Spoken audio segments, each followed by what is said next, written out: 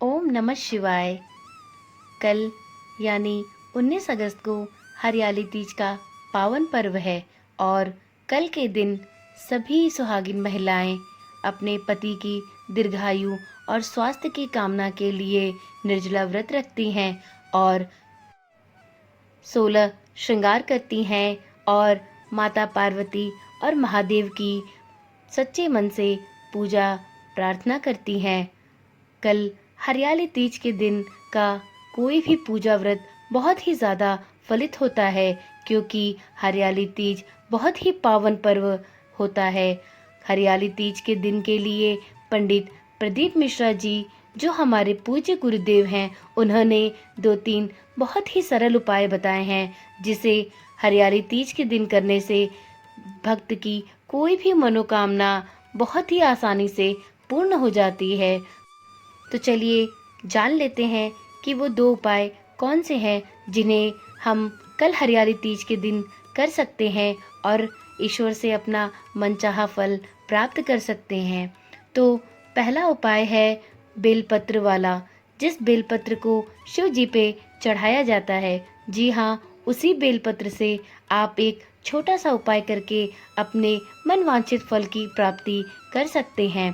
तो आपको कल के दिन सुबह स्नान आदि से निवृत्त होकर घर की पूजा पाठ करके पास के ही किसी शिव मंदिर में चले जाना है और वहाँ पर 3 पत्तियों वाला एक बेलपत्र लेकर जाना है और पीला चंदन लेके जाना है। जब आप शिव मंदिर में पहुँचे तो वहाँ पर पहुँचकर अपने जो 3 पत्ते वाले बेलपत्र हैं, उसकी जो मोटी डंडी होती है, जिसको कि बेलपत्री के डूट से संबोधित किया जाता है, उस डूट को नीचे से मोटा वाला भाग तोड़ लेना है और अपने पीले चंदन को गीला कर लेना है। अब अपनी बेलपत्री के डूट को उस गीले चंदन में डुबाकर उससे अपने बेलपत्र के तीनों पत्तों पर छोटी छोटी बिंदियां लगा देनी है और ध्यान रखना है कि ये पूरी बिंदियां 108 बार लगानी है। अगर आपको बेलपत्री छोटी लगे तो कोई बात नहीं, आप एक के ऊपर एक बिंदी भी लगा सकते हैं, परंतु हर एक बिंदी को लगाते समय इतना ध्यान रखें कि आपको प्रत्येक बिंदी के साथ श्री शिवाय नमस्तुभ्यम मंत्र का जाप करते जाना है। आप एक बिंदी लगाएं और उसके साथ इस मंत्र का जाप करें, दोबारा बिंदी लगाएं, फिर उसके साथ श्री शिवाय नमस्तुभ्यम मंत्र का जाप करें। इसी तरह से एक के बाद एक 108 बिंदियां अपने बेलपत्र के तीनों पत्रों पे लगा लें और यह काम आप जब भी करें तो पूरे बेलपत्र की बिंदियों पर हर बार मंत्र का जाप करते हुए लगाएं। जब आपके 108 बिंदियां लग जाएं तो आप उस बेलपत्र को मन ही मन श्री शिवाय नमस्तुभ्यम मंत्र का जाप करके और अपनी मनवांछित मनोकामना को मन में बोलते हुए इस बेलपत्र को शिवलिंग पर अर्पित कर देना है। तो इस प्रकार यह एक छोटा सा बेलपत्र का उपाय करके आप अपनी मनोकामना की पूर्ति कर सकते हैं। वैसे तो यह बेलपत्र का उपाय कोई भी व्यक्ति कर सकता है, परंतु यदि यह उपाय बच्चों द्वारा करवाया जाए तो इससे फल की शीघ्र ही प्राप्ति होती है। इसके लिए आपको किसी भी अपने बगल के शिव मंदिर में जाकर यह उपाय कर लेना है। तो चलिए चलते हैं दूसरे उपाय की तरफ। यह उपाय 108 सामग्री वाला उपाय है।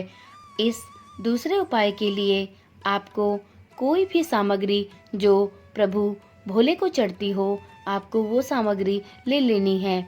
जैसे हरा मूंग, चावल या कोई भी सफ़ेद पुष्प, परंतु यह ध्यान रखें कि आग के पुष्प ना लें, क्योंकि यह शंकर भगवान को नहीं चढ़ाए जाते हैं। आपके लिए सबसे ज़्यादा सरल उपाय होगा चावल का या हरे मूंग का उपाय, क्योंकि यह सामान आपको अपने घर पर बहुत ही सरलता से प्राप्त हो सकती है।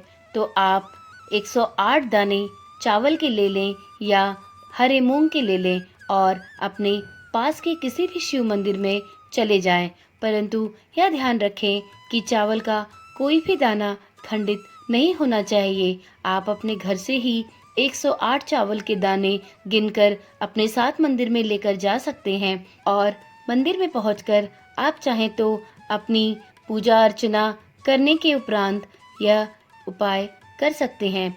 इस उपाय को करने के लिए आपको 108 चावल के दाने को एक एक करके शिवलिंग पर अर्पित करना है, परंतु इस एक एक चावल के दाने को प्रत्येक बार श्री शिवाय नमस्तुभ्यम मंत्र का जाप करते हुए शिवलिंग पर अर्पित करते जाना है।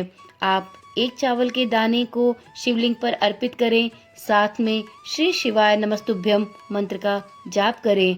पुनः दूसरे चावल को शिवलिंग पर अर्पित करें और पुनः श्री शिवाय नमस्तुभ्यम मंत्र का जाप करें।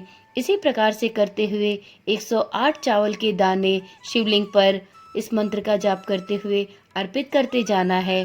और जब आप 108 दाने शिवलिंग पर अर्पित कर लें, उसके उपरांत मन ही मन अपनी जिस मनोकामना की पूर्ति के लिए आप ये उपाय कर रहे हैं, उसको बोलते हुए श्री शिवाय नमस्तुभ्यम मंत्र का पुनः जाप करके और प्रभु से अपनी मनोकामना को बोल दें। आप यकीन माने कि आपका यह उपाय आपकी सारी मनोकामनाएं शीघ्र ही पूरा करेगा। तो इस प्रकार पूज्य गुरुजी द्वारा बताए गए ये दोनों ही उपाय बड़े ही सरल हैं, जिन्हें आप बहुत ही सरलता के साथ कर सकते हैं और अपनी मनोकामना प्रभु भोले से पूरी करवा सकते हैं। आप चाहें तो इन दोनों में से जो भी उपाय आपको सरल लगे उसे करके आप अपनी मनोवांछित कामना की पूर्ति कर सकते हैं। तो इस वीडियो में बताई गई जानकारी आपको कैसी लगी? अगर आपको इस वीडियो में बताई गई जानकारी थोड़ी सी भी लाभवर्धक लगती हो तो कृपया करके इस चैनल को सब्सक्राइब करें और नीचे कमेंट में ओम नमः शिवाय लिखना ना भूलें। धन्यवाद।